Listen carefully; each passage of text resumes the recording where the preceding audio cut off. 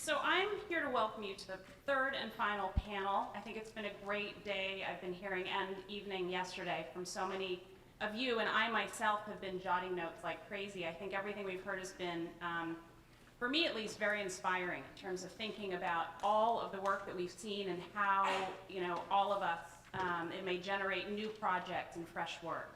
So I just want to take this opportunity to thank everyone who has already presented because it's been fantastic. My interest in tours and all of the work that you've seen presented comes out of my background, which is as an architectural historian. I think often those of us who are interested in engaging the public with architecture find it very difficult because most of the time the public learns about architecture through photographs, through magazines, through online encounters, and when they are actually in the place, there's not a way to educate them or engage with them. So that's sort of my background and my interest in a lot of this work. I think Mark Ruppel talked about this as well today. It feels too like we're at a moment where the first generation of some of this work has happened, which has been very text heavy about putting a lot of text into mobile apps. And it feels as though we're also sort of at a turning point where seeing some of these apps as archives is shifting, and our notions are sort of shifting more towards seeing them as repositories of stories and experiences. So I think a lot of the people that we've seen are really pushing the technologies in that direction. It's really exciting to see. I think the only other thing I want to say is that having seen some of this work, it's such challenging work to do. And I'm so impressed with the people that we've seen. But I think for those of us who come to this thinking, whether you're a scholar or you work in a cultural organization or a museum or you're an artist or you just have a historical place or a site in mind and you want to create a tour for it, this work takes a team. It's very hard to do it by yourself. And that's very challenging. It's hard to put together that team. It's hard to know how to do it. So I think that there's so many challenges to doing this work, and I hope that some of what you've heard and will continue to hear kind of breaks down some of those challenges and makes this work that may be something that all of us can think about doing a little bit more easily. That's it. So I'd like to introduce the next panel, and I look forward to moderating a great final discussion with them. And thank you all so much for coming. It's been a great day and evening yesterday so far.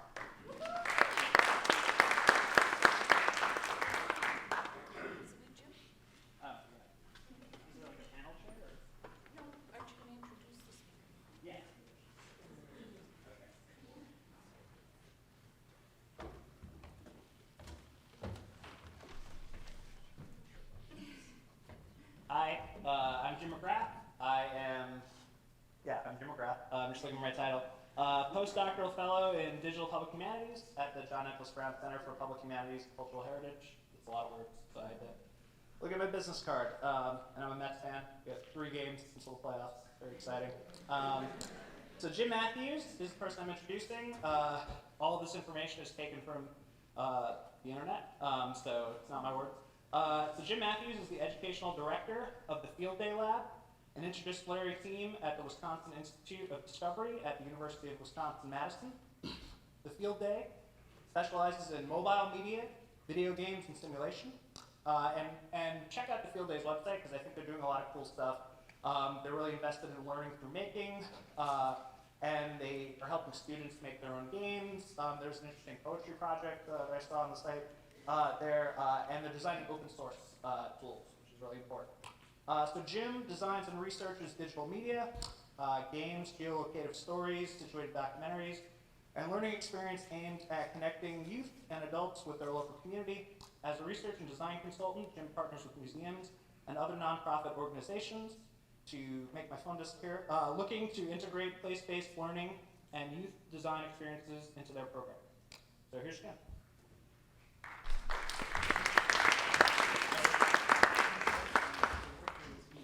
Here it comes. Oh, no. We almost had a fight there on the steps because I'm a Cubs fan. lucky, this is actually the last slide of my presentation, so thank you. I'm done. That was easy. No, I'm just teasing.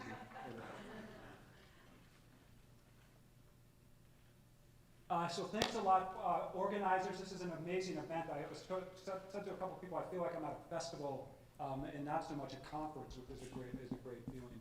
Also to the other presenters, I've already I'm stealing, I mean borrowing some of your ideas and also just the language and the way that we're talking about this things. There's so much new material coming out, new projects, and even new frameworks and theoretical underpinnings for this work that are sort of advancing. So it's really been a great combination of speakers. So I'm an associate researcher, education director, and designer. I wear multiple different types of hats. Very often at some conferences, you have to try to give your technology. People give presentations about their technology chops because they want to show that they have these technology chops. But after listening to the speakers the last couple of days, I have the opposite sort of feeling, which is that I want to say, well, I actually go out and do performance stuff, and I actually talk to people and work with people and that kind of thing as well, which is sort of an interesting dynamic. I'm going to show a really short video about a field day, and then I'm going to talk about just one specific slice of the work that we do at field day.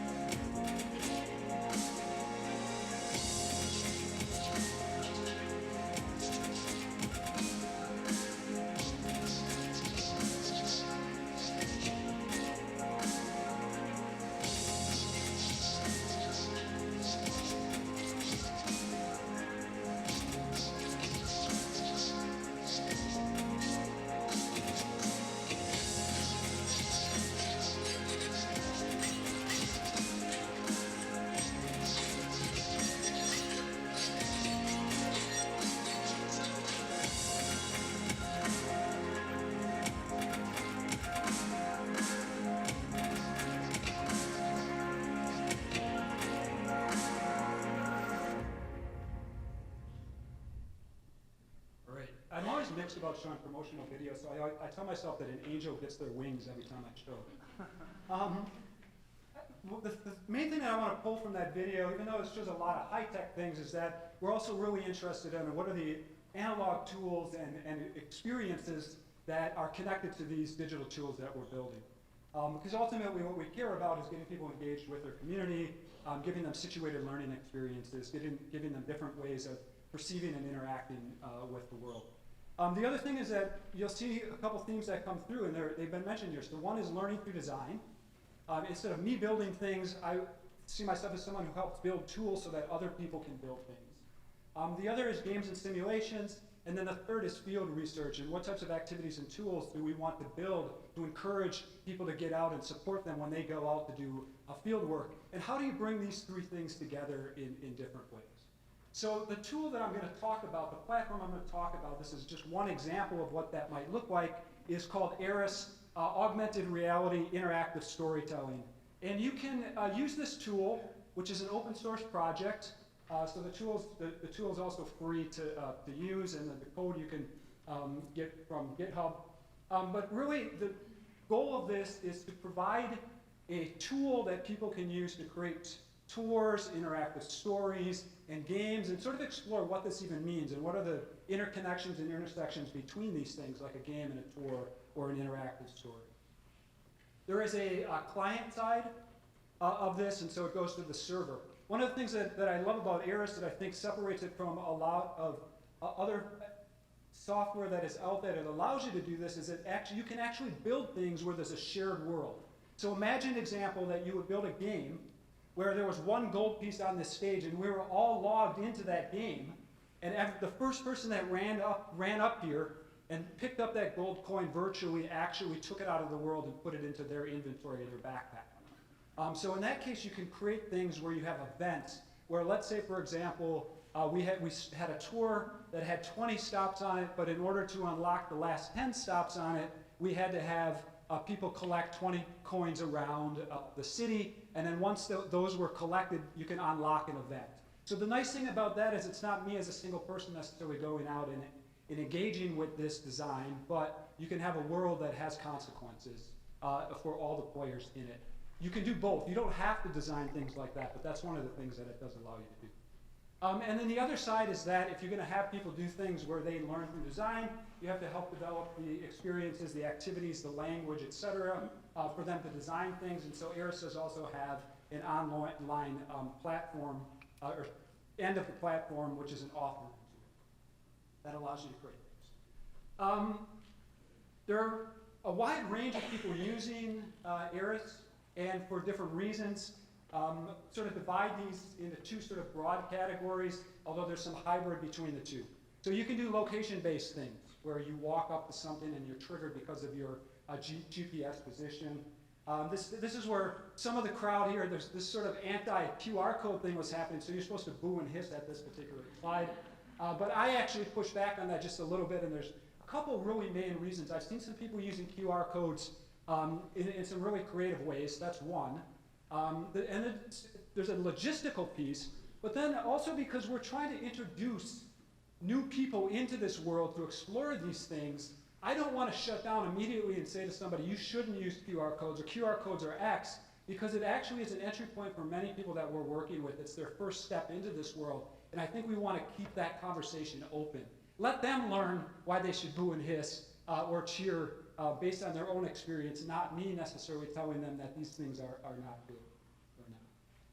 But you can also build non-location based things. So what if you want to build an interactive story or a game that takes place on Mars? You can do that using on-screen navigation, so you can click on any of those icons up there.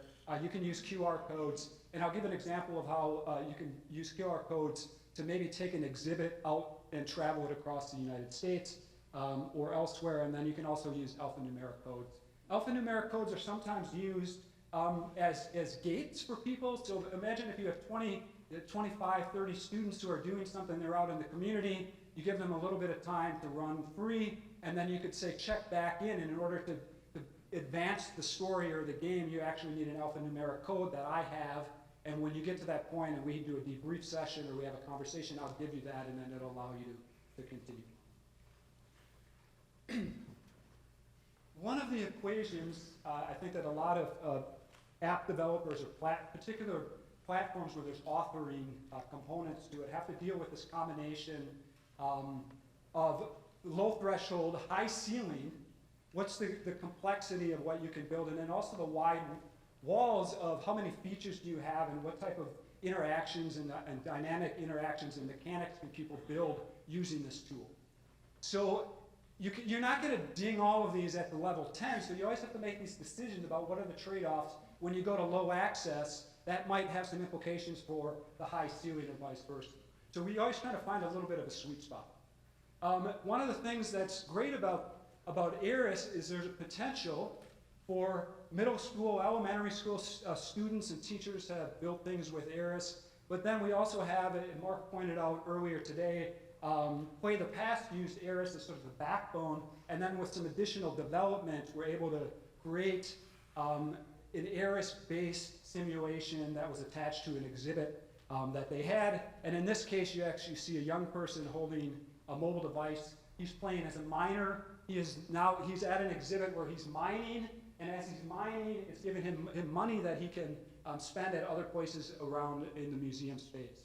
They also there's another exhibit that's attached to it, or another part of the exhibit, where there's a fur trading station, and you choose if you want to be a fur trader or you want to work at the shop and buy and sell fur. So you go out with a mobile device, you're playing as a fur trader, and you actually have to go and collect pelts, and then you bring them back. So there's actually a trading system that is in that museum space of people collecting and then trading things. And you have to interact with other folks who are at the exhibit.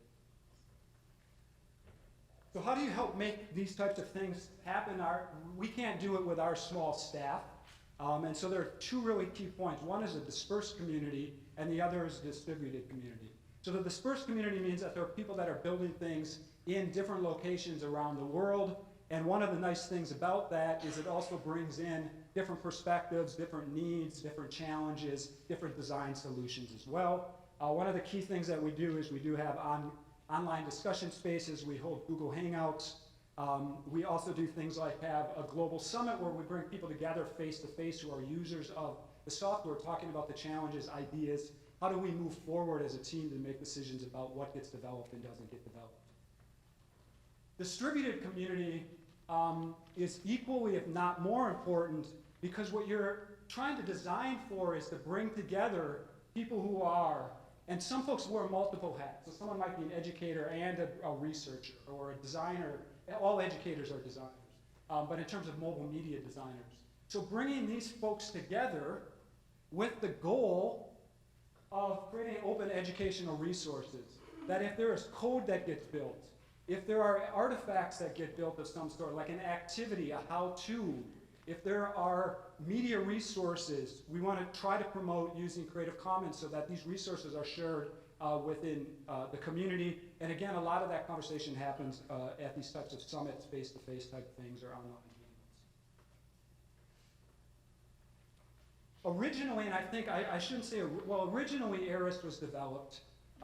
Dave Gagnon and I were in a graduate class with Kurt Squire, who's a game scholar. It was a design-based research class.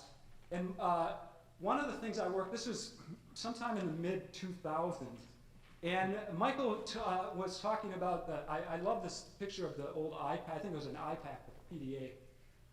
When I first built something that was mobile and you went out, I was working at that time with Eric Klopfer and this crew at MIT. And in order to make something that was geolocative, I had to go out and collect the GPS coordinates by hand, and then scan a map, and then bring those together and hope that they were actually close enough so that you could get somebody to go to a location at some point. So I always use that as one of the excuses for why my early designs were not very good, is I spent all my time trying to get GPS coordinates. So Dave Gagnon said, at that time we also said, we need additional prototyping tools that allow people to explore and experiment with these ideas.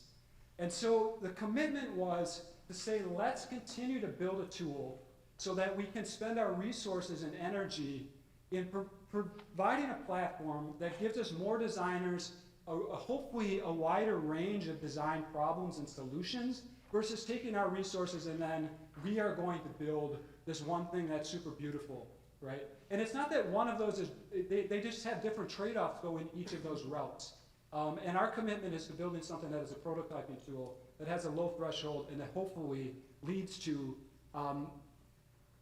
transdisciplinary work, as well as facilitates a range of people doing design work and running into the problems and also having really nice solutions.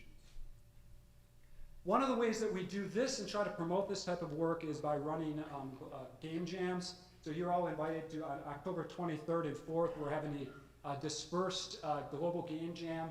So if someone in Providence or multiple people in Providence wanted to host a site over 2 days, you just sort of challenge yourself to design a game or an interactive story or a tour using ARIST over those 2 days. And as a community then, we share all what it is that we learn from that, both in terms of end products, but also in terms of the process. And you can go to our website, aristgames.org, in order to learn more information about that jam. So I'm going to shift at this point, since I've talked about this idea of building a tool for other people to make things. What becomes really interesting then is, what are the things that people make? And why do they make them? And I also want to put on here is that folks are making things on a trajectory from being novice designers to having something under their belt to becoming more expert designers as they move on. So one of the things that I'm really curious about is just sort of trying to track that trajectory as a designer, watching other people as designers. What are the sort of moves they make, and what are some of the aha moments they make as they move from sort of outsiders to insiders, both in our community as well as just thinking about the discourse around mobile games and stories and that type. So Craig Grumwell is a high school teacher in a very short amount of time, I'd say probably in 8 months, learned about ARIST and then won a national award in Canada for this design called Dilemma 1941, which takes place, he built it just for his own high school class, studying history. And so it's based in their neighborhood around the school. And it uses real archival footage and data from 1941, when there are people who are starting to enlist in the Canadian military in order to fight in World War II. And so in this case, you role play as a student in 1941. You learn about the recruiting as well as all the types of organizations around military recruitment, and also some of the dialogue that was happening at that time in your community. You also walk around and see these places and go to houses where young people in 1941 actually lived who enlisted, so you start to get a little bit of a sense, and he talks about this with his own students, that this is something that happened in our neighborhood. This house is somebody who enlisted in the war, went off to war, and didn't make it back into this neighborhood. So you play through this, and then ultimately the game ends with you having to make a decision as the player of whether you want to enlist in the military or not. And of course, from a historical teaching standpoint, one of the great things about this is it gives you a moment where you can start to say, we don't want to advocate for presentism, which is that, oh, I'm going to do X or Y using my own contemporary current thinking, right? You have to try to then transport yourself, or what was the thinking in 1940? Jewish time jump is another example. One of the things about this is that it's a much higher production in terms of historical research, etc. It takes place in New York City. Most of you, I'm sure, are familiar with Triangle Shirtwaist Factory Fire. You travel back in time as a reporter in order to cover this story. This was Owen Gottlieb's dissertation project. So one of the other nice things that we're beginning to see are more PhD students who are using ARIS as a tool for design-based research dissertations. Some of this is coming from different disciplines as well. So folks that are doing ecological studies, people that are doing humanities, particularly in the history area as well. Matera is a project that Chris Holden and Julie Sykes worked on in Albuquerque. And one of the challenges was, in New Mexico, they're teaching Spanish classes, students are sitting in Spanish classes, they're talking to each other, and yet outside their door, there are people who have been speaking Spanish in Albuquerque for hundreds of years, and it's actually a language that's spoken all the time in the community, but there's this real disconnect between what's happening in the classroom and what's happening out in the world. So in terms of ARIS specifically, Chris and Julie have launched a whole group of people who are interested in using these types of tools for language learning. Some of it is indigenous language and teaching young people about the traditions of the language in their own communities. Some of it is trying to create scenarios where you have a little bit more of a situated understanding of how the language is used in situ, in neighborhoods. So this is an example where they're going out. This is also one that takes place historically, in the sense of you are charged with trying to find out about this murder, and in order to understand the language and who might have done this murder, you have to understand this one part of learning Spanish language, and the difference between how you talk to somebody who is in informal language versus formal language based on their role. Freedom Summer is another project. This was, Shannon had mentioned this thing of, so how do you bring people in if you already have events? Maybe you can have these mobile activities being offshoots that amplify or speak to some of these events. So 50th anniversary of Freedom Summer, organizing pre-activities in Oxford, Ohio. There was a project going on to have people come back there and tell stories, etc.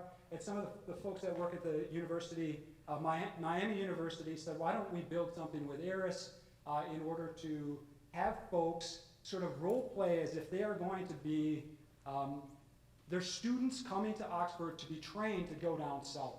And so you actually go to the locations where these trainings took place, and you go through these mini activities or mini trainings around nonviolent communication as an example, and interventions, and how do you approach people who are from the south and you're from the north. And you sort of go through these little modules, and at the end of this experience, you have to actually decide whether you're going to get on the bus in order to go down south. One thing that I really like about this is that it's taking, instead of trying to tell the entire story, it's only taking one moment of that trajectory. I think of it in film, the example might be, I just watched the NWA film that covers a large amount of their careers versus a film like 8 Mile, which takes place in about a week, right? So you can take a unit or the scale of it, the time scale of that is a much shorter time scale. And that's something that people are beginning to wrestle a little bit in terms of storytelling with eras. How big of a chunk do you take up? Sustainable U, I'll talk about because it starts to integrate another thing that we're working on is the integration of actual mini games into the spaces. So this is a dystopian future on UW-Madison's campus, and you are charged with sort of saving the world by understanding sustainable practices. One of the things that you do is you actually go around, there's a tour of the infrastructure on campus that uses QR codes. You do a little bit of documentation, so you do some assessment of how good the community is doing or how good individuals are doing in terms of sustainable practices. But you can also then play these little mini games. They're not deep at all. One of them, as an example, is you throw sweaters at people because they're trying to turn up the heat in their apartment, and instead of having them turn up the heat, you throw sweaters at them. Others are about changing the pavement so that it soaks up more water. These are dispersed around campus, so in theory you would go to this location, learn about the infrastructure, and then play a mini game about that infrastructure, and then do some data collection. All of these originally are associated with classes that are actually studying this thing, so you think about it as a field experience then that is being done as part of this class. Upriver, I think, is the last project that I'll talk about. This is a project that I was involved in doing more design work in the St. Louis River estuary, which is between Duluth and Superior on Lake Superior. And the challenge was that there was a lot of really rich scientific data that was being collected in this particular watershed, but people that lived in the area didn't know about this data. So one of the ideas was to think, how might we work with scientists to get people to care about this data, care about the issues that this data was bringing to life, and also interpret the data in some way. And so it was bringing together, a lot of the work I did was as an ethnographer and going out into the community and doing ethnographic work. It brought together stories with the scientific data. You start in a harbor area, you move to the industrial flats, and then you go further upriver to what it might have looked like pre-European settlement. What you do in this is you role play. You're given a role as a task from a chef who said, I'd like you to build a meal for me using native species from this watershed. And it's really difficult to do, if not impossible. So you go virtually fishing, and you can catch a walleye, which is native, but you also might end up catching invasive species. You learn about scientific data. I won't tell you what that is, but that used to be called Turd Bay, because all the waste actually would go right into that bay. But since they put in the water treatment plant, the dissolved oxygen levels have gone up, which is really good for fish. In order to get help, you can talk to historical characters who lived in that area or did research in that area and documented the area. Really quick thing about this, though, is that it also integrated doing field work and data collection as part of the tour or interactive story. So you went out and you gathered data, both scientific data as well as cultural data, and did interviews, so it was generating new content. And then you built your own sort of extension. We can think of it as sort of an expansion pack. A shift then thinking about tourists as producer, or a tourist is just consuming, but actually a tourist as a producer of new knowledge, and then also integrating data collection, documentation into mobile-based tours. Learning through design, just really quickly, if I go out and build this, the amount that I learn by getting not only about design, but about the content and the stories, right? That's why we love doing this work. All of us that are in this room is because we love the stories, we love meeting people, we like getting out into the community. So what does it then look like if you have other people? In my case, I'm particularly interested in young people and the trajectory they go through as designers, studying invasive species. This is a prototype of what became later a digital version of an invasive species game, or working with graduate students who are doing a game around affordable housing in Madison, Wisconsin. It's not only then about learning the content, but it's also learning about how do I go through this design process. It's dealing with all the questions that are coming up today. So why we shouldn't only have folks at universities talking about this, we should have elementary schools talking about representation and how do I build things that are going to engage people, or what are the trade-offs if I use this tool versus this tool because of different affordances. Okay, I will stop there. Thank you very much.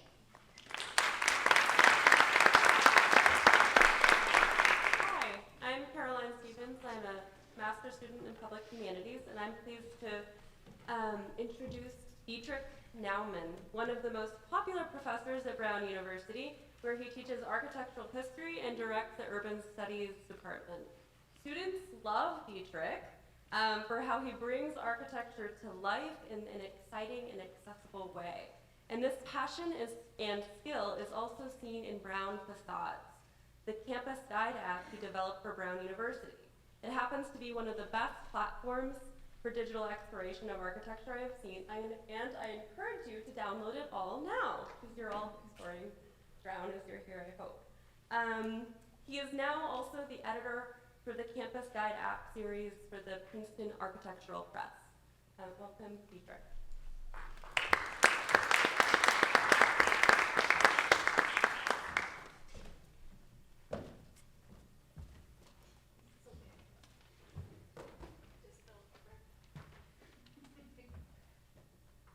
Thank you, Caroline, for the kind introduction. I have to quickly change systems here because I wanted to show something that didn't work on the Mac.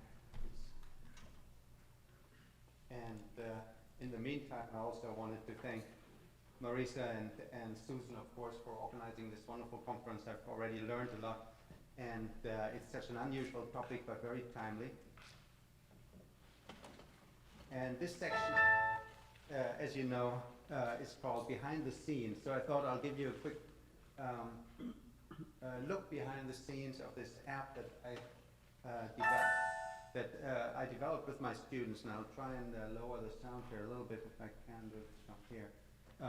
I had this idea I like to not teach the same seminar all the time, every year or every second year. And I was thinking, maybe I should teach a class that has as its topic a campus architecture guide. Very naively, I thought maybe we can put something together, and I started laying it out, and then I suddenly heard that an alumnus of Brown, Ray Reinhardt, had already had the same idea and was in the middle of writing one, and he had secured an enormous amount of money from an alumna and had talked to Princeton Architectural Press that he was going to do this guidebook in their series. And so I thought, again, very naively, I'll just switch around and make an app with my students. And so I announced that class we'll do an app, and of course at that point I had no idea what that entailed, and I'll share a little bit with you in a moment. As I said, I was very naive, and as probably Jim, his apps actually look much more complex than what I've put together here. Jim can probably attest to the fact that it's much more work than one thinks in one's worst nightmares. And so I announced this class that I was going to do an app with the students, and they all signed up, and we had 20 students, and it was all nice. And so I assigned all the buildings I could think of on campus, and the poor students had to write up an entry for a building every week pretty much, and I had to then edit them. At that moment, there was a moment of rather uncomfortable development, because somebody called me from Princeton Architectural Press, who was in the middle of the production of this guidebook by Ray Reinhardt for Brown's campus, and said, "Can we talk?"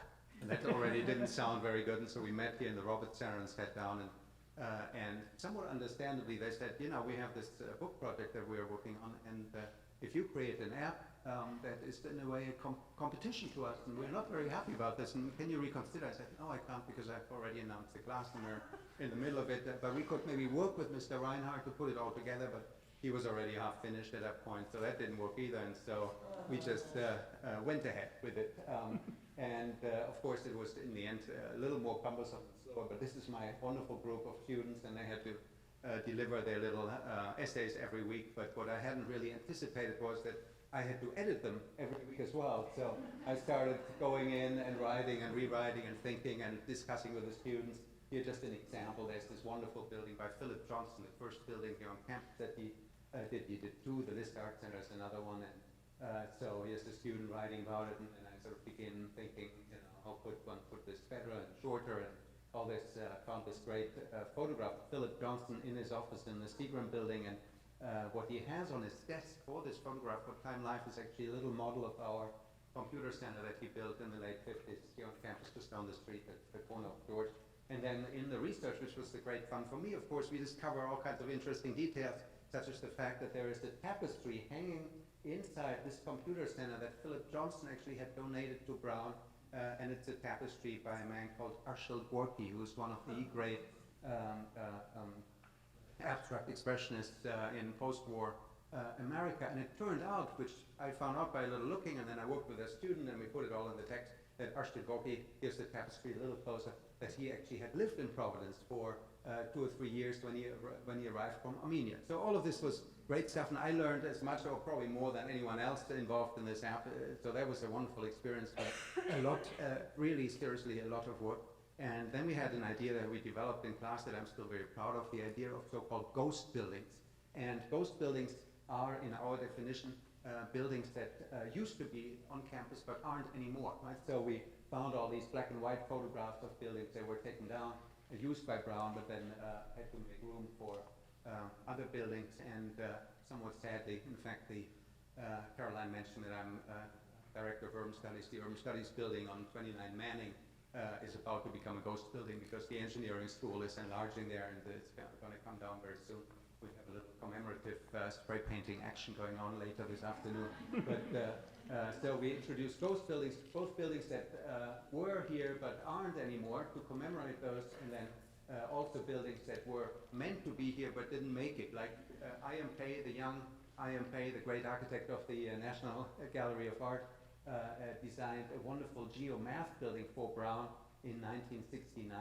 And I always tell my students, you see that sharp angle there, that corner there, that sort of is very acute? I'm telling them this is where he tried out that corner for the National Gallery in Washington, D.C. I'm not sure if it's true, but Brown ran out of money, and so they never got around to building this thing, unfortunately. But it was beautiful. Look at this interior arcade. So we felt this all should go into this little app that we devised. And so then the next step was to put all of the information after the text had been shortened into a huge database. At that point I had found a developer and had found a photographer. And so all of these things had to come together, and the text, here you see it in very small print, had to be linked with the geodata and the titles and everything that was going to go in there. And the photographer Hassan Bagheri, I don't know if he managed to come today. Maybe he's in the audience. Wonderful, wonderful man. One of the greatest. Is he there somewhere? Over there. He's over there. So thanks for coming, Hassan. One of the great architectural photographers of our time. And he just went around and took photographs of the campus, made it look beautiful. We had it was one of those springs where you have no leaves on the trees yet, but blue skies. And he just went around and photographed the whole campus and made it look perhaps even more beautiful than in reality. Here you go. So I'll just show you a few of those. The old library, now the economics department, and wonderful interiors. A little clue for this class was to keep the students entertained was that every week we met in a different location on campus that in most cases wasn't familiar to them, and I would only give them the clue where they had to go the next day, the night before. There was always that secretive little email, tomorrow we'll meet at this and this address, and then they all had to find it in time, and we, sat in all of these interiors, not here, that we left on the pool, but pretty much everything else we sat in and debated and put this whole thing together. And then, as I said, I had a wonderful software developer, Gökçe Kinayoglu, Hassan Bagheri, the photographer, and Gökçe Kinayoglu, the developer. And we needed to raise a little more funds to make this whole thing a reality, and so he put a little film together that we then showed the administration at Brown to get a little more money, and he did a wonderful job. And the students came up with a name, which you can see here, Brown Facades, which is an acronym for Facts About Campus Architecture, Design, Environment, and Spaces. I thought it was fantastic. So that's what Brown Facade stands for. And here we go, and he put this together and showed, in a way, the interface and then the way the whole thing works. And you get in. This is the first version. We have, of course, had a few updates in the meantime. And you have search filters, and you have the whole list of 130 buildings, and then you can go into the map, for instance, where you have those great icons. You see where you are. You can actually, of course, enlarge this a little bit. You can see where you are. You can browse around campus. The symbols tell you if you're looking at the dorm or if at a administrative building or a classroom building, and then you can slide through the images, and of course you can scroll through the text. So it's a fairly simple arrangement, much simpler perhaps than what Jim has put together there. But it was fun and, as I said, much more work than I had initially anticipated. So we work together very closely, Gökçe and I. I'll just go a little further here. We have custom search filters where you can look for architects, and you can look for things in a certain distance, or you can look for certain time brackets.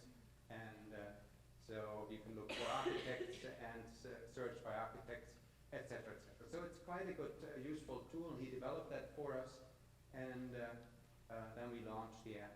And here is the demonstration of how you can choose certain time brackets.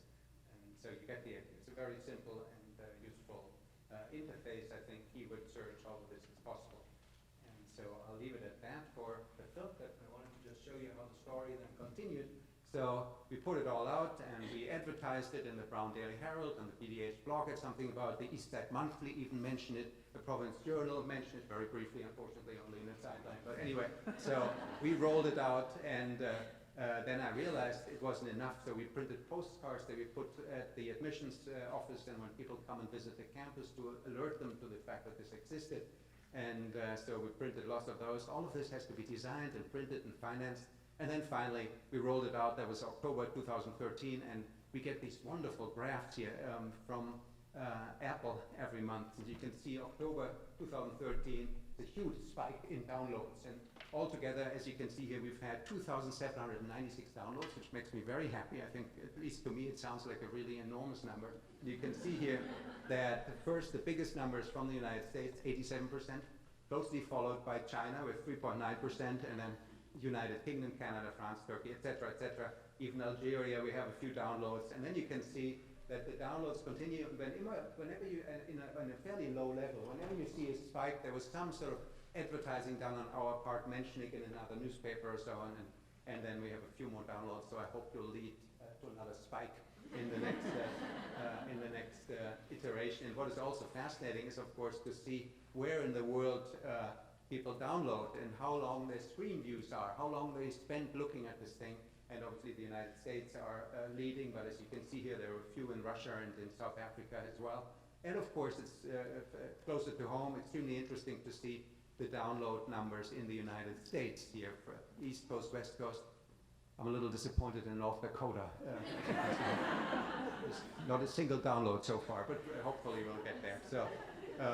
And then, of course, you can divide the whole thing up. Apple does all of this for you. You can see which buildings were looked at the most and the longest, and by whom, etc. And the average screen time with this thing is 34 seconds, which seems like very little, but apparently it's very much in the world of mobile technology. And the building that got the most hits is actually Sharper Factory, which is has the nickname the Ratty. It's our big food place where the students go. So that was the building that they were most interested in, and I can say quite frankly, it's architecturally probably one of the least interesting buildings of campus.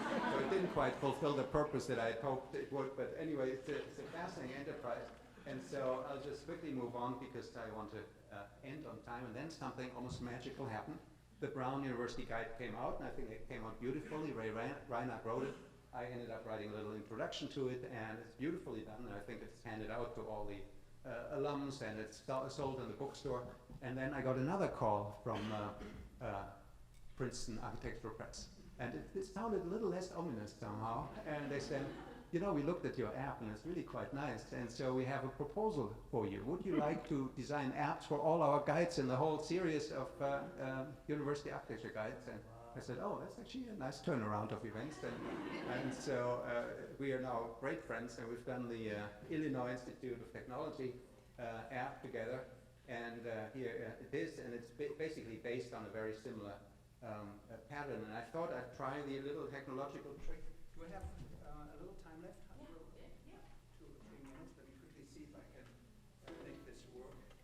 And I think the gentleman in the back might kindly lower the sound a little bit. So I want to just quickly show you the IIT app, since you already got a good impression of the app at Brown. So, you know, we introduced the man, the architect who was responsible for most of the campus buildings in Chicago at the Illinois Institute of Technology, a man called Ludwig Mies van der Rohe.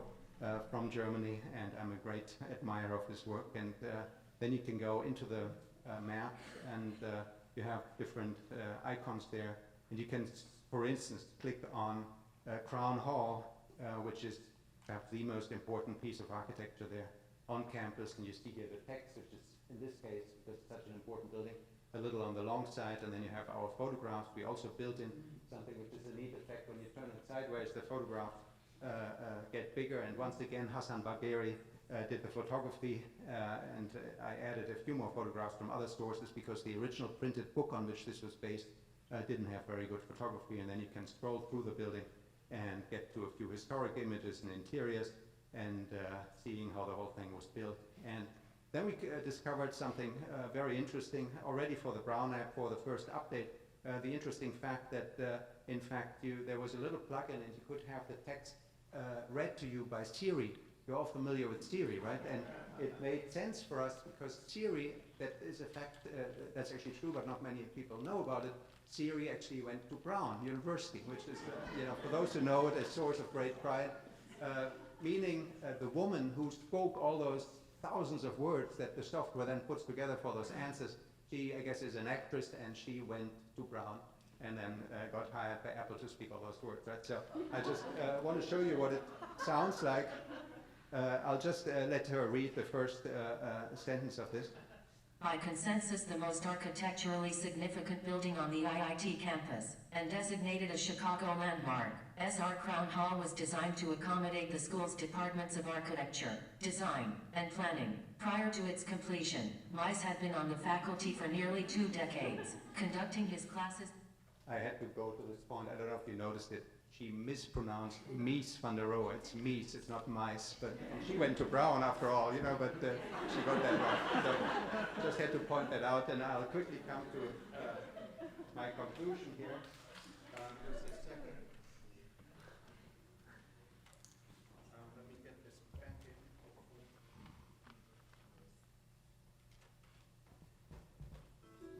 So let me quickly come back to the final 2 minutes of my presentation, but perhaps the most important ones. So, of course, Princeton Architectural Press, our app is obviously free, right? Brown's, we just did it and it's free, and Brown added some money to it, and so it's available for free. But of course, Princeton Architectural Press can't operate on that model, and so they put it up there, and if you look very closely, you'll see the price in the App Store, $9.99. I immediately wrote to them and said, I don't think that's going to fly, because if you look at what's available in app stores, nothing costs $9.99, maybe 99 cents would be more like it. But so they said, no, let's try it out. And of course, what happened, they gave it away when we had a presentation at IIT this spring, so a lot of people downloaded it in April, and then it just completely fizzled out. So now we have to sort of reconsider how you can actually sell this app and provide some profit for the sponsoring publisher. I mean, it's a publishing business, and somehow money has to come in, and we don't know yet. We'll look into the different options, but it's a fascinating process to figure that out nowadays. So I'll just skip to my last page here very quickly. We are working on the 2.0 edition now of our app here on campus with 100 additional buildings, art on campus, integration of social media, panoramic images. I want people, if they are in China or finally in North Dakota, to be able to actually go in and look around. And so I've been taking a lot of, thank you for your enthusiasm. So I want to include those, and that can be done. And then something, again, magical happened. 2 students came to me, Sierra Clark and Thomas Quinones Riegos. They're both here, and they said, we have a whole new idea for you. And what if we interview alums and let them tell you a story about a place that they remember at Brown?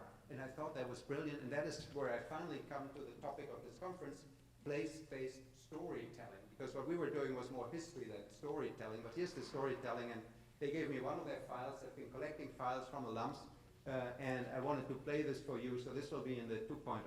Just a short story that they got from one of the alums who had specific memories of places at Brown. Here it goes. And I think Sierra and Thomas are both in the audience somewhere. So thanks for doing this and hook up.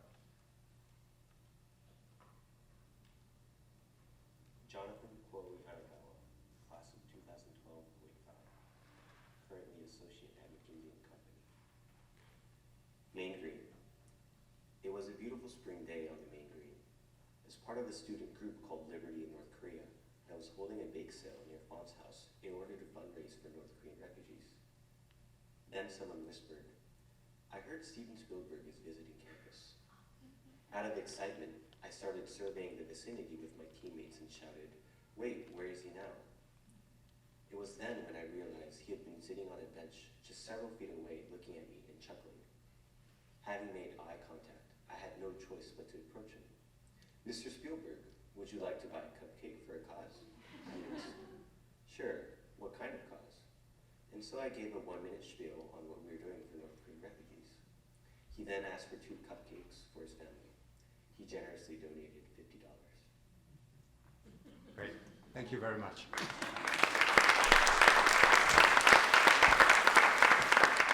Hi, I'm Sarah Dilla, and I'm a second-year master's student in the Public Humanities program and the Curatorial Fellow for Exhibitions at the John Hay Library, which is Brown's Special Collections Library on campus. And today I'm introducing Chelsea Gunn from the Newport Historical Society. Chelsea is a PhD student at the University of Pittsburgh School of Information Sciences and holds a master's of Library and Information Science from Simmons College, where she specialized in archives management. As the archivist and manager of digital initiatives at the Newport Historical Society, Chelsea has worked with the Explore Historic Newport mobile app with an emphasis on the project management and evaluation. Previously, she served as the Rhode Island History Online Directory Initiative, abbreviated as RODI, as the project coordinator at the Rhode Island Historical Society, surveying the state's cultural heritage sites and collections. Her areas of research interest include evolution of diary keeping practices, humanities data, digital preservation, and project evolution. So if you will join me in welcoming Chelsea.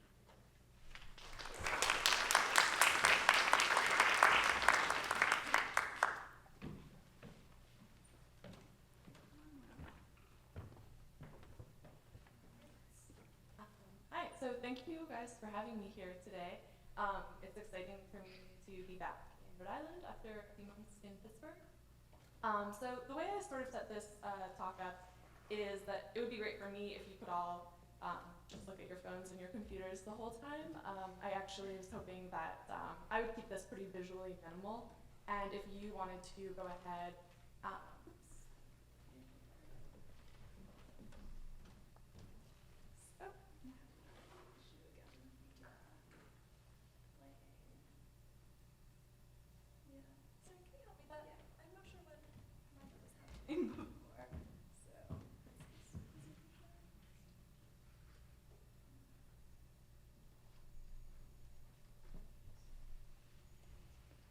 So, thank you.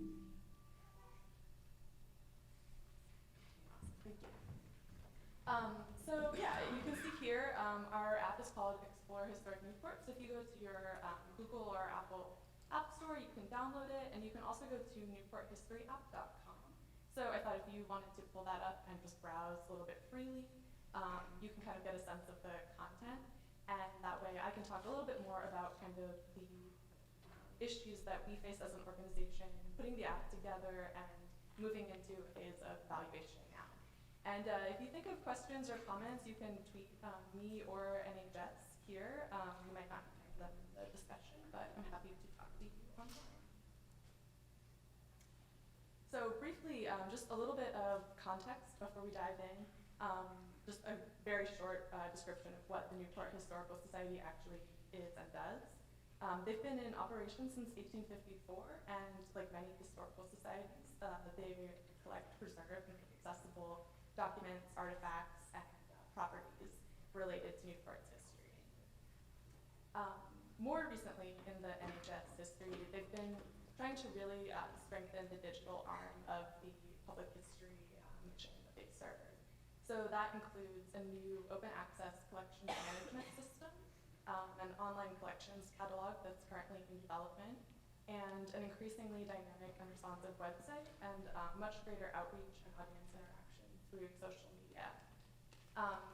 Also included in that is an effort to use open source technology as much as possible when it's available for the purpose we're trying to serve. So, beyond digital initiatives, place-based storytelling has been a really key component of how NHS does public history for a really long time.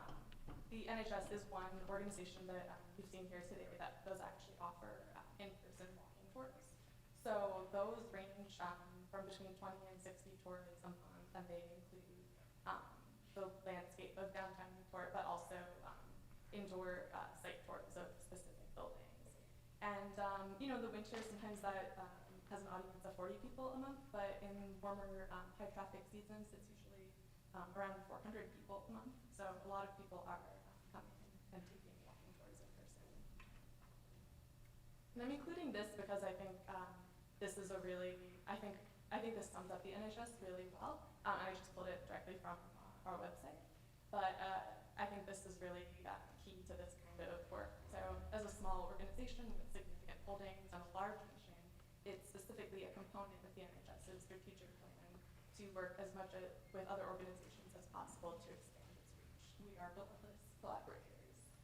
I think that with digital projects, I think most people have touched on this a little bit today, there's always some element of collaboration, whether it's with just members of your own staff. A small organization doesn't necessarily have dedicated tech or digital initiative staff. If they do, it might be one person, so it's always really a team effort to do this sort of work. And as much as possible, we like to also work with other organizations. And there's also an element of collaboration that happens with software developers and people you work with to actually put the nuts and bolts of these projects together. So collaboration is really important to us. So the app, as it came to actually exist, it was released in 2012, and it's been a cross-platform native app and web app from the very beginning. And the impetus for the project actually came from a member of the NHS Board of Directors who felt that at that time a mobile app would be a really meaningful digital project and mode of outreach. So the initial funding to launch the app came through a Kickstarter campaign. I think that's noteworthy because Kickstarter campaigns can kind of serve as initial marketing initiatives in and of themselves. So in addition to funding, you also get an audience built in that's ready and waiting for your product. So that's always a good thing. And the ongoing support of the app is actually sponsored by a local real estate company. And so if you're looking through the app, you might notice an About Our Sponsor section. And you can go to that and you actually see property listings of historic homes that are currently available in Newport, and you get a little bit of a house history there. And I mentioned those things because I don't think we always talk about funding and support in that way when we talk about the digital work that we're doing, but there are usually multiple stakeholders in these projects and lots of sets of expectations. And I think it's always good to think about that and think about how your app is serving the full community of people invested in its development. So for us, working with the real estate company makes sense because house history and architectural history is something that the NHS already does and does really well. So that's, I think, a logical and easy match, a way to get support from someone who shares an interest with us. If you're looking through the app, you probably have immediately a pretty good sense of what's in it. But just briefly, it is designed basically to allow visitors to Newport or armchair visitors from anywhere in the world to take an annotated walk around the city and learn a little bit about Newport history.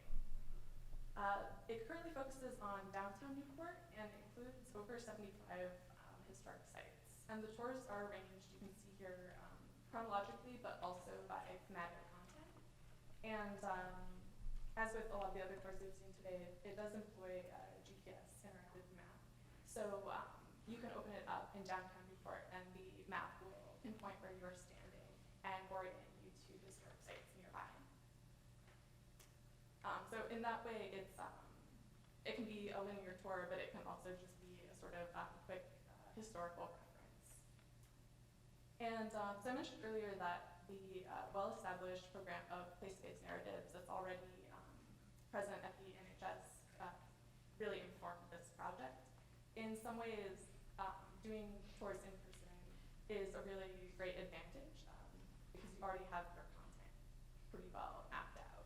The information architecture is kind of established, and especially for a small institution, that really lightens the load of developing this sort of project. It makes a lot of sense to start with something you already know and do really well.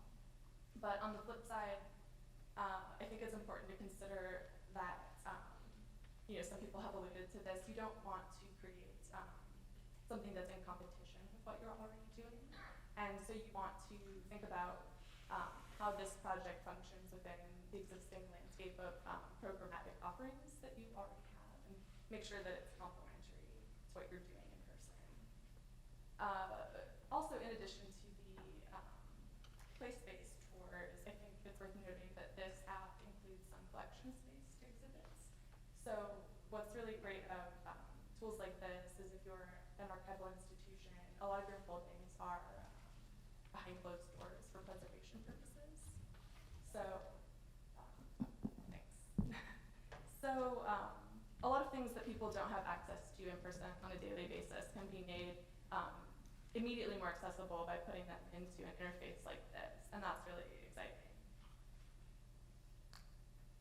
I think that other advantages of the mobile tour, as we've seen earlier today, is that it kind of opens up what you're already offering. So this allows visitors to experience tours that we've developed without actually maybe being in Newport during business hours, or maybe there are accessibility issues that make going on the walking tour challenging. So someone could really have a similar experience without having to leave their house, and that's a really nice thing. The other kind of cool thing about it, like I said, the GPS lets you really open up the app and start anywhere you want, which I think can be really great for people who maybe are, they don't have time to do the full tour, or they're not sure that they want to commit to that, or they're only interested in a specific aspect of that particular tour. So that allows for greater flexibility. But because narrative is really important to the app, the material that we've put into it is, a lot of time and effort went into creating that story. And we believe that narrative is really important to public history as a whole. So if one of the advantages of the app is that users can kind of skip in and out, then we have to also think about how we balance that with maintaining context and narrative, and that's sometimes challenging. So I'm including this. This is an advice originally intended for art students, but I think it's really important to digital projects as well, although extremely hard to follow. What I think I mean by it in this context is that while you're actually in the development phase, once you've sort of decided what you want to do, it can be really tempting to preemptively anticipate the user experience or the user needs and keep adding new features. And you kind of end up with a lot of design creep and mission creep, and eventually your finished product is very sprawling, and that makes it a lot harder to evaluate after you've actually had users interacting with it. So I think that once you have your design in place, it's really good to stick to it as much as possible and let the project just live in the wild for a little bit, and then you can actually start to evaluate it after that.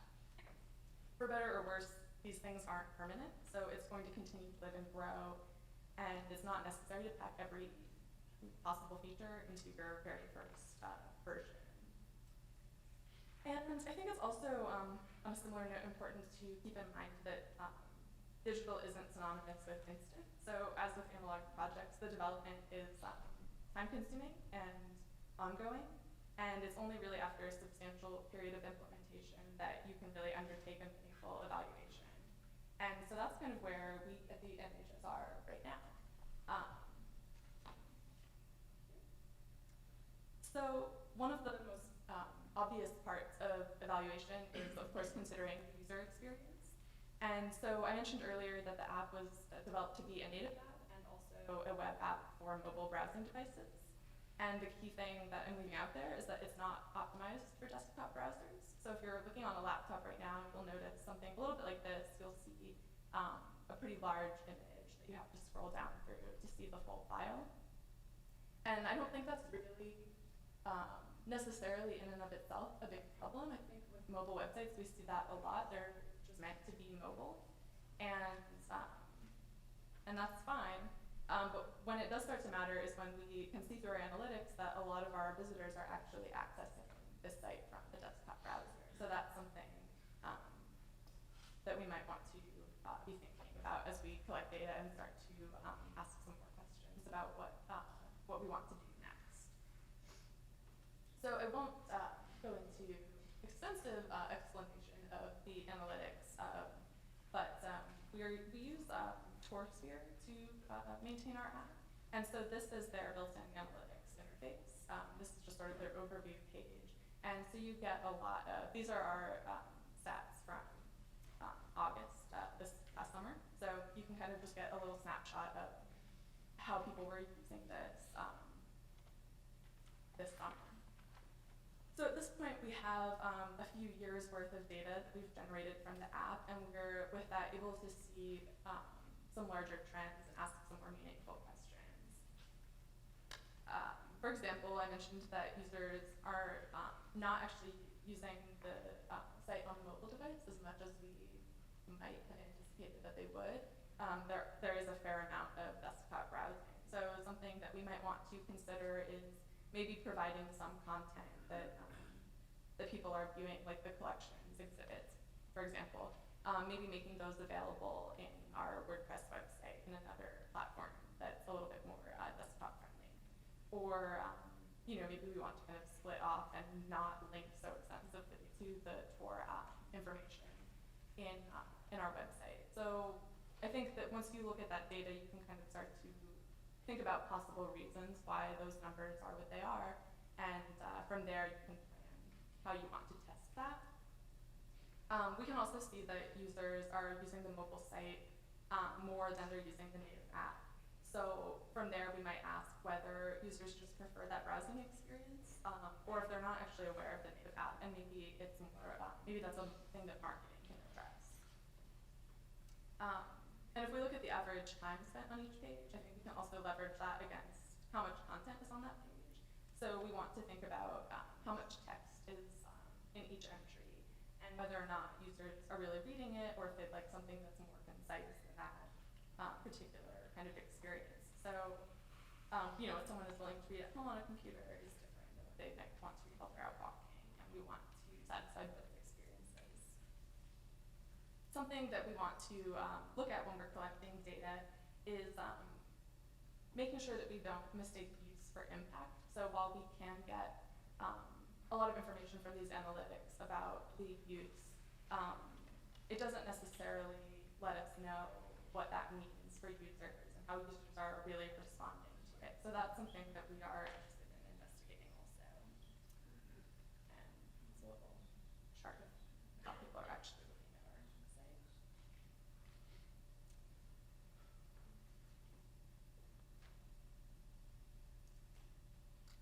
So I think, I touched on this already, but when we're talking about analytics and data, we want to keep in mind that the numbers are useful, but they're not really answering questions always so much as they're posing them.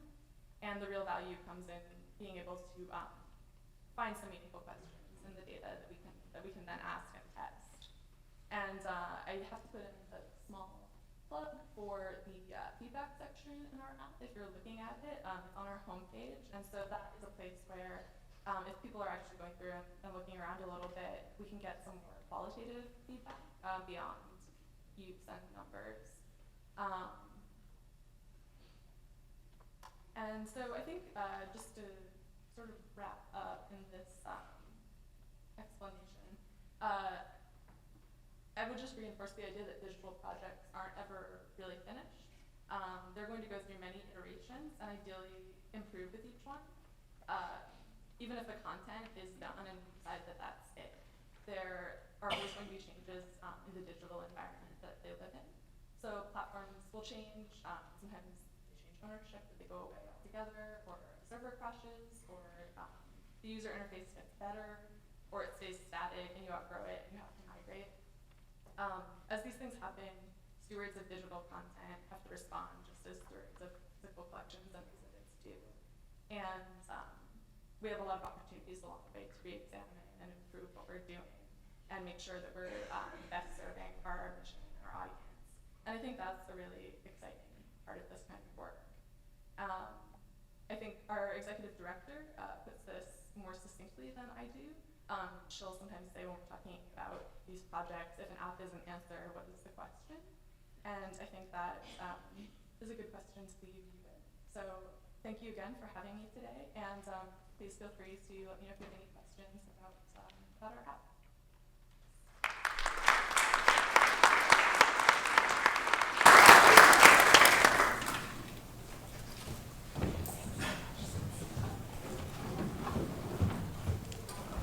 So if, I think we'll just take some questions at the table from this panel.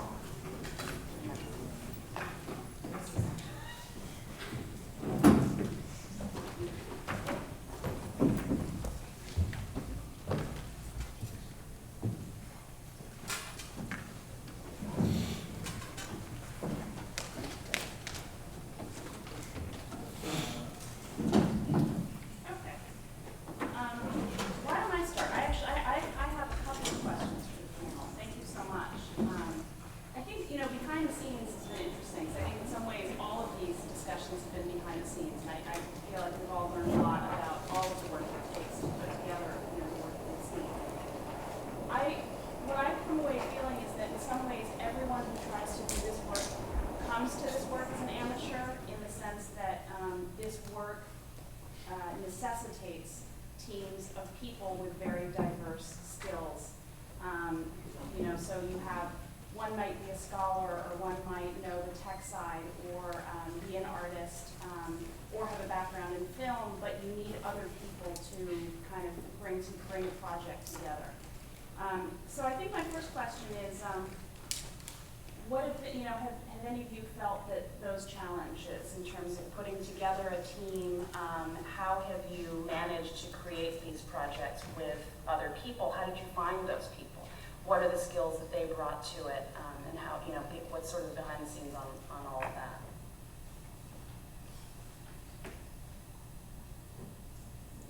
In my case, it was... You were the team. No. It was very accidental, and I was just lucky in finding Hassan, for instance, and Gökçe, who lives in Montreal, so most of these things happen anyway online and by emails and so on, but it was a bit of a trial and error. So you try out with one developer, and turns out he isn't quite as conversant in particular issues that are important to you, and you have to move on to the next phase. And a good system, and I think in the end it's sort of word of mouth, and I've recommended Gökçe to other people who love working with him, and so it's one of the things that fascinates me, that with all the digital technology, the way we actually tell each other about it, about apps, for instance, or about people who work well in apps, it's usually the most old-fashioned way you can think of, which is word of mouth and recommendations and things like that. So that's how it happened to me, that people recommended them, and I found them, and that worked out very well. But there's nothing online where you can actually find, maybe there is, but I haven't accessed that, where you can find a good developer that can one thing or another, and so it's very accidental. Two things. One is about shared resources. So I see a lot of projects where someone gets a grant to do something, and then they'll have, it's sort of when the interweb first started out, and you have a computer, okay, you're our web developer now, right, just in the early days.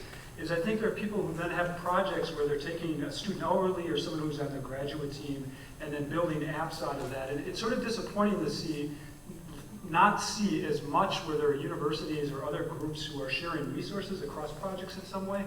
And I don't know exactly what that looks like, but I see that as a problem when somebody is just hiring a student hourly to program something, or a graduate student, because of the duration of their time and the amount of money and when that runs out, et cetera.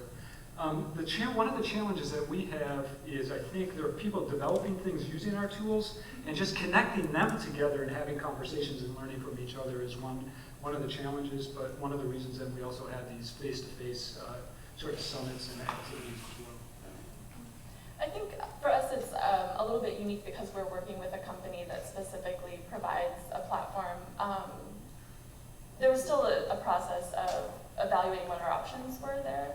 So I think one way that it's one way that that's useful is that you can actually look and see who else is using that software, and you can sort of size up what you think about how those projects look and how they function.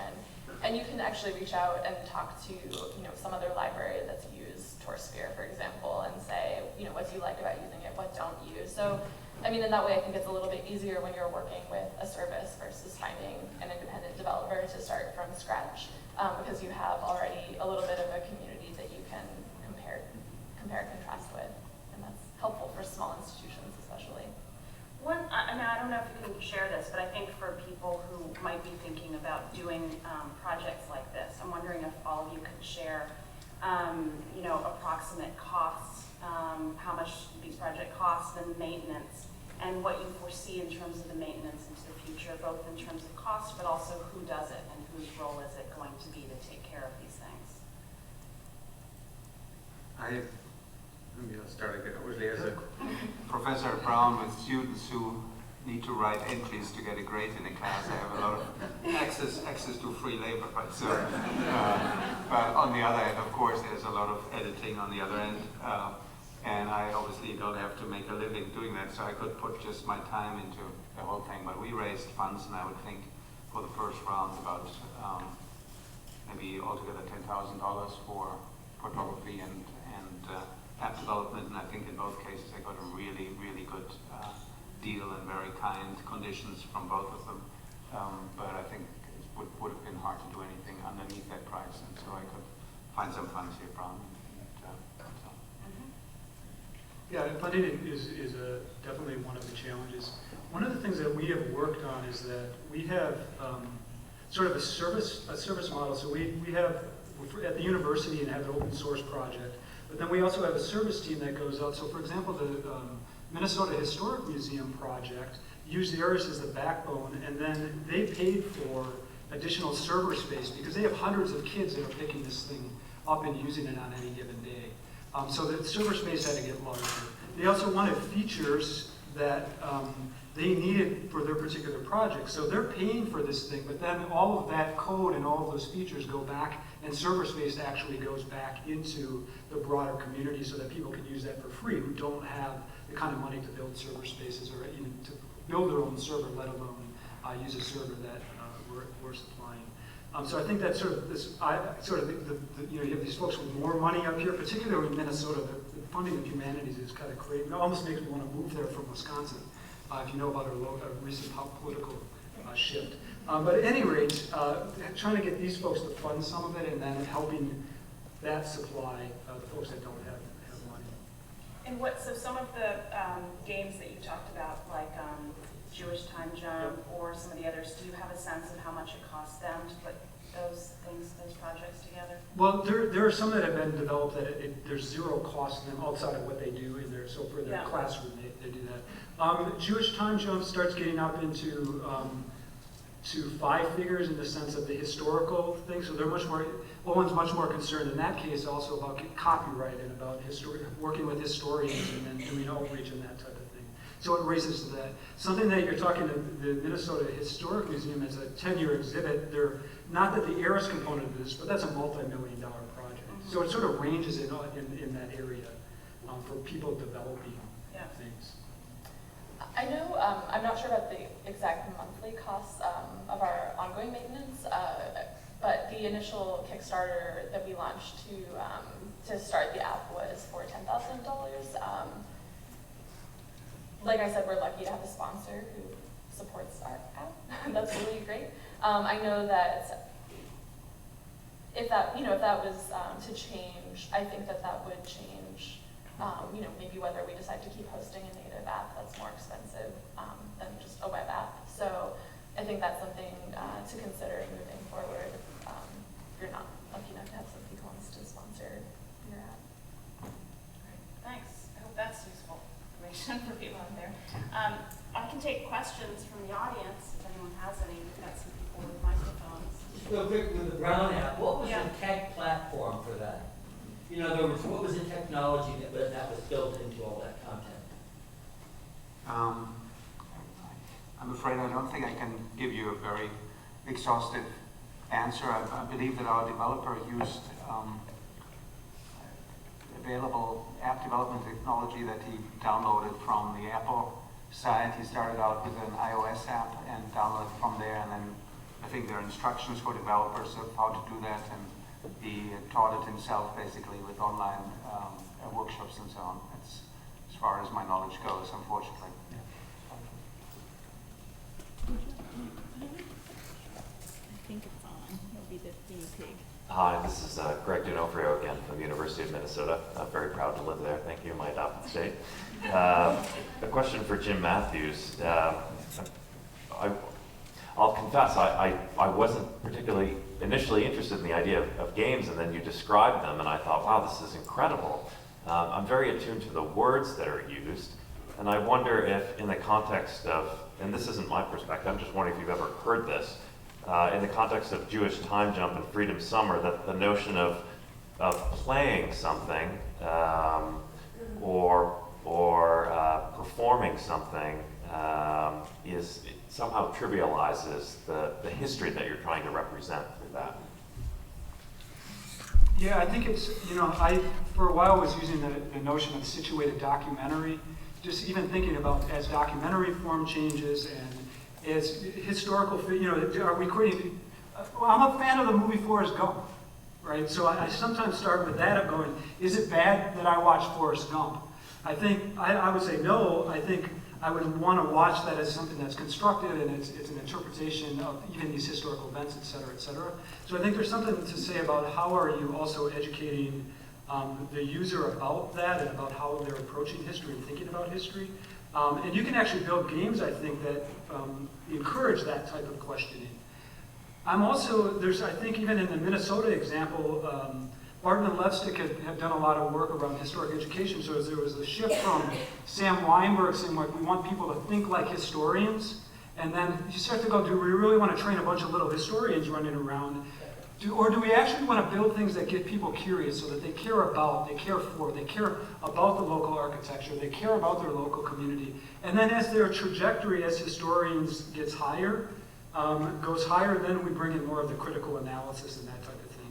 The last thing I'll say is that there's really a distinction to make between games and gamification. And I won't even go into that, but it's something that we don't want to see more gamification.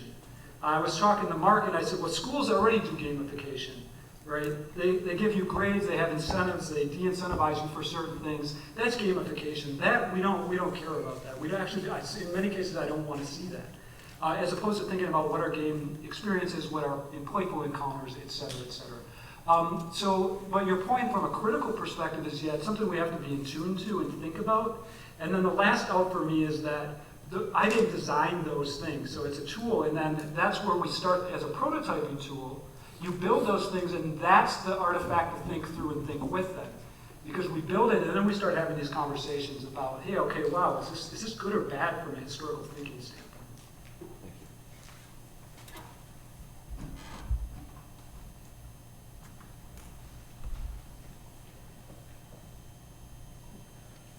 Yeah, I've been thinking, are we about storytelling, or are we about enabling people to discover stories?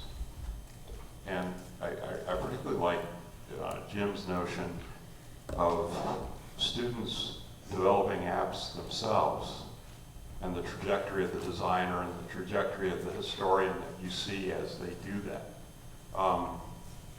We're in this new Dewey moment in K-12 with the inquiry arc and all that stuff that argues for much more self-directed learning. And so I'm just kind of making a plea, I guess, that this technology move us in that direction. And I think a lot of it looks like it is.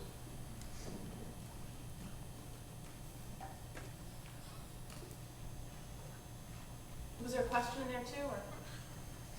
No. Yeah. Yeah.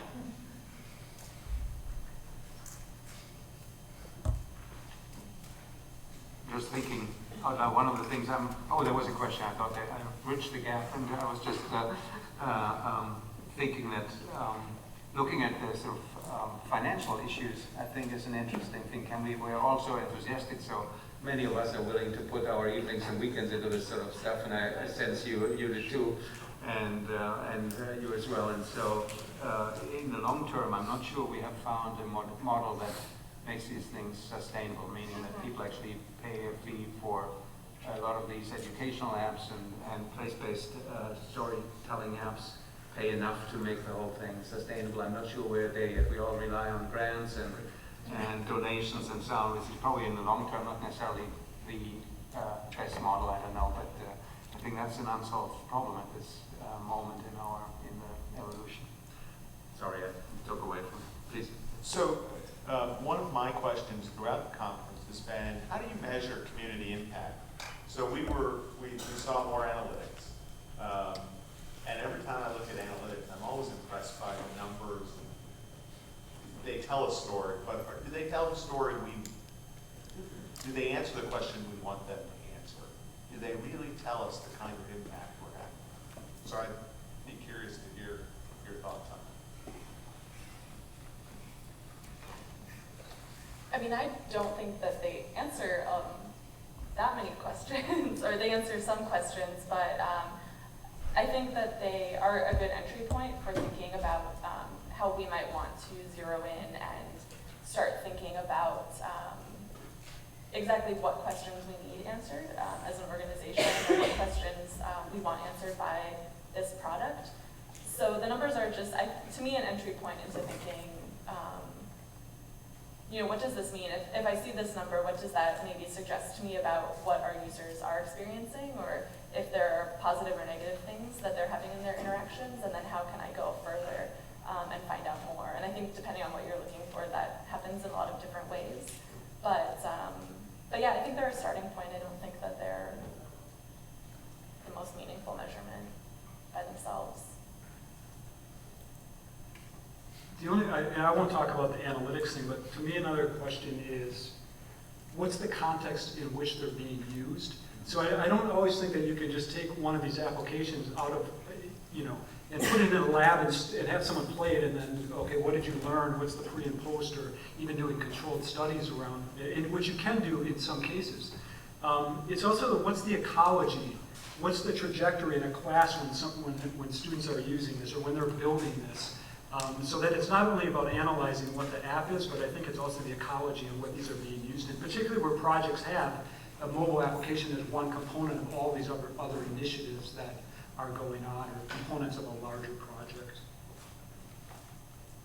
I think Dietrich's point is an important one too, and that really crossed my mind when you were talking about, how Princeton Press may have to drop the price of the app in order to sell it. I think, what's been interesting to me to over the last day and a half is that when we, not within the context of this conference, think about tours, or you think about tour taking, you think about the tourism industry and that behemoth that makes a lot of money from these kinds of things.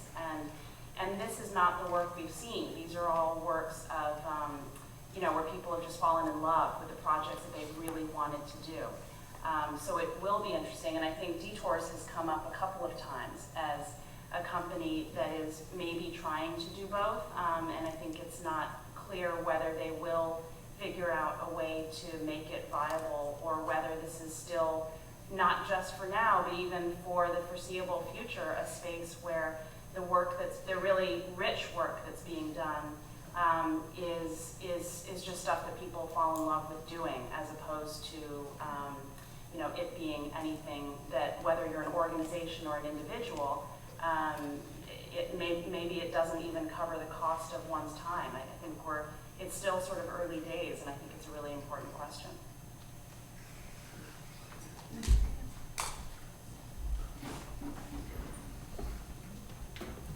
I have a question for Jim, but this kind of reflects a little bit back on the panel. Previously, we were talking about the longevity of these projects, and I was just wondering, you were saying that RS is really like a prototyping tool for people to try out how they envision their projects, and I'm just wondering, what's the next step for them if this is just a prototype?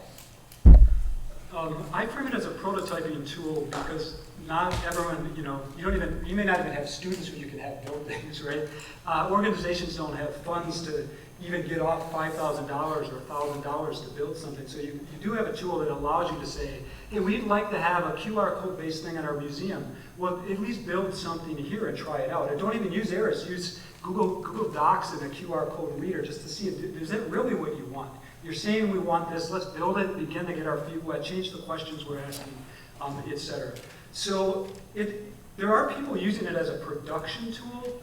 The way that I've seen that most successfully done is then they are prototyping before they're bringing in a lot of extra money. And so it's sort of a proof of concept that they can then say, now it warrants bringing in an extra $20,000 or whatever amount to come in for that. The other way that I've seen it as a prototyping tool is people have created things and then actually spun off apps based on what they learned by prototyping in Aris. So I think that's another way that it allows you to have a little bit more flexibility to try some things out before you quickly, getting out the wall and throwing money on the table.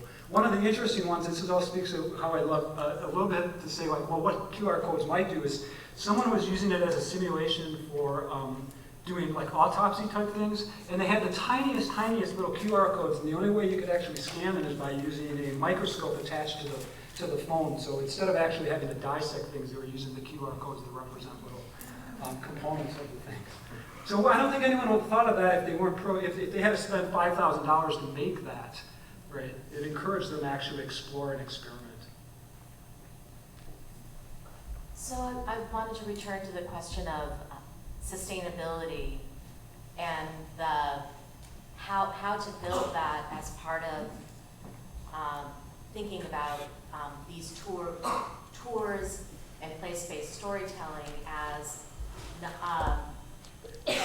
educational, but also as something that is fundamentally part of the fabric of what it means to be a citizen, or to visit a place.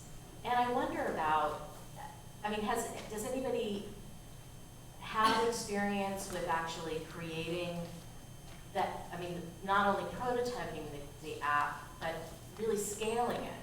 And it seems like there's a number of different examples of that. CurateScape, there's now over 30 organizations that are using it, so that's one way of scaling something. But then, looking at what we're trying to do with Road Tour, which is to make it an app of choice that many, many different kinds of organizations in the state could both use, but also partner with us to really get their content out in a meaningful way. And it seems to me that there's some enterprise out there that's about the scaling of this kind of work. So I wonder if anybody has any thoughts about that. Well, I think it's related to the financing question. I think that, just looking at some of the work we've been looking at that's supported by foundations, and these are grants that are, $10,000, $40,000. It's hard to think of scale. And I think, maybe it's a detours, maybe it's a company that figures out how to take it to scale. But it's hard when the funding is coming through foundations because they're giving out, small amounts for specific projects to think about how this could be scaled up very quickly anyway. I don't know. Yeah, I guess getting the contents out there is one big issue, and making it economically viable is in a way a parallel but separate issue. And I'm thinking of Google's Field Trip, for instance, which consolidates lots of different apps, and I could imagine our Brown Campus app, because it's free, to be loaded into that Field Trip thing. So amongst all the other apps you come across when you go in there, this could reach a much bigger audience as a result. But of course that doesn't help us financially. If we want to do the next 2.0 edition, I still have to go out and raise the funds, right? And so I think that's a very good question, and I don't see an immediate solution. It's interesting to me, just as a last thought, that maybe our fascination with this medium is of course strong, and we see all the great potential. But then I just read, probably you all read 2 days ago, the New York Times had this fascinating article that ebooks, which many publishers thought was going to kill the book and was going to be just the way we were going to consume literature, have sort of flattened out, and the book is coming back as the major device of how we consume stories. And so that gave me pause, because we might have to face the fact that ultimately this is not perhaps the path that continues on, that this is just a phase that fades away and people get interested in other means of accessing knowledge. So it's fascinating to me to see that. Yeah. It's also a question for me sometimes, what is it trying to scale? So if we're talking about ARIS, that's one thing, but if we're looking at the community that I'm in and we're trying to build people's care for and attention to their community and issues and sharing stories of their community, then the question becomes, what do we want to scale up at that? And it might be relationships. It might not be the tools that we're building, but what are the other things? It might be the ideas. It might be the processes, the activities of going out into the community that are scalable as opposed to the tool itself. Yeah, it reminds me of, I think, Mark Tebow's comment earlier today. Are we putting too much on some of these programs and applications? And we wouldn't expect a single museum to scale up to a huge extent because it has a physical building. But maybe it's best for even all of these applications that they don't scale up. I mean, maybe there was something that would really be lost in terms of the personal point of view if they were taken to scale. And so, I think the technology might be sort of allowing us to ask too much of it, and that asking a little less may make for more successful projects. I think when I think about sustainability, just because of what I study, my brain automatically goes to the actual stability of the format, and I think that is that's something people struggle with because it's really unknown. And I think especially when you're working with a third party who's actually providing your software, your platform, there's a lot of trust that goes into that, and hoping that they continue to exist or that your content will continue to be available in that format. So I think that is sometimes hard for people who are especially used to working in the analog world. It doesn't always translate. Things in the real world decay really gracefully, and digital things sort of are fine until they're not fine anymore, and that's a little stressful. I think that, I think also like I said earlier, I think you have to live with it small for a little while before you can scale in a really meaningful way, because you can make something that's really big right away, but you can probably save yourself a lot of effort going big in the wrong ways if you just wait it out and test, a pilot first for a while. Mm-hmm. That's a very good point. I just remember from back to behind the scenes when we were working on this and the new iOS came out. I think it was from 7 to, where are we now? 9, I think, right? So 7 to 8 or something. And of course, immediately there were glitches. The map didn't look right and the letters didn't, So this is something one doesn't anticipate, that with every upgrade of an operating system, you need somebody who can go in there and fix your app so that it's still readable. Which means you need the money to it means you have to have continue to, and staff. Yeah, so that's another aspect of sustainability. Thank you. Sure, is there? I think a fundamental question for these tours and indeed for any public humanities project is how can we encourage young faculty to get involved in this? Dietrich is already well established, tenured, and renowned in this university, but many young faculty who would spend an enormous amount of time working on a project like this are not being properly rewarded for it in the tenure review system or in promotion. And I wonder how we could really encourage more involvement from young faculty. How do we give credit? How do we review and judge these types of projects, which are inherently collaborative and quite creative?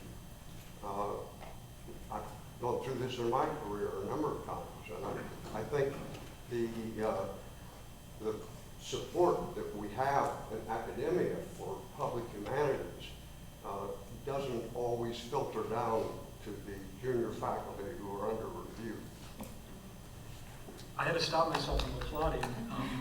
But it's a bigger issue around tenure, I think, in different areas. But if you think in art, you're rewarded for the art that you create. So in the games world and even in this type of creating mobile things, you're not rewarded for the products that you're creating necessarily, maybe the research around that, but a lot of times the work of getting to the point where you can begin to do research it's a big effort in order to do that. So I think one thing would be to reconsider, like having, allowing people to get credit for that, as well as the service around it. So when you're doing these types of projects, it's also service for the community and service for the university as well in the case of that. So those are at least two really small things that might work for junior faculty to say, like, I'm going to actually dedicate time to this versus this other thing. That's a very good point. I remember we've been talking about how faculty could get credit for online publications for about 10 years, and I think we've made a little bit of progress, but not as much as we should have over the last 10 years. We still give more credit to somebody writing a book that you can hold in your hand rather than something that's published online. I think where we have made progress is on the other end that there are more online journals that are peer-reviewed. That is, I think, the key word in academia, so that there's another sort of judgment that comes in to the question if something is being published or not. And of course, this is not applicable to any of our apps, really. If you put that layer in of peer review, then it takes even longer to putting them together and stuff. So I think they'll still would have problems being acknowledged as a contribution to your tenure case, probably. But it is something where a little movement has happened, but astonishingly slow. The digital world is still out there and very slow in being accepted in these traditional realms of academia. It's fascinating. Should we drink some wine on this? Yeah.